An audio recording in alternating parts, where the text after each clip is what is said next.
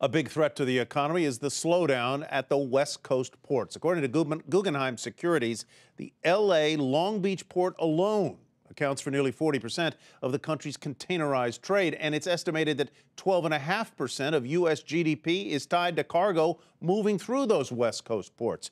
Now, as we told you last night, work has been suspended again, this time for 4 days. Jane Wells has more. On Thursday, more than 40 container ships were either anchored off the West Coast or were circling, waiting for anchorage space, as work loading and offloading ships again came to a standstill. Do not listen to PMA's Stay united. That's how strained negotiations have become between shipping lines and terminal operators against the union representing longshoremen.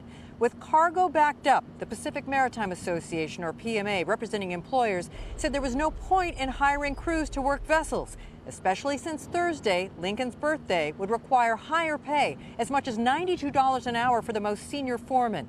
The same pay goes for this weekend and Monday, President's Day, so no ship work then either, as the PMA calls the congestion, which it blames on dock workers, a strike with pay.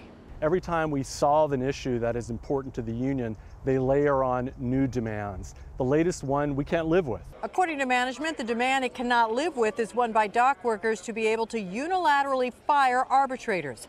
While the U.S. economy could suffer as goods take weeks longer than normal to move in and out of the West Coast, Congress is worried. Well, this is clearly the greatest threat our nation faces, notwithstanding the stuff that's gone on overseas. There would need to be a complete strike or lockout for the president to be able to force a cooling off period and reopen the ports under the Taft-Hartley Act. Instead, there are only partial lockouts on ships. Work is supposed to continue moving containers out of the yard.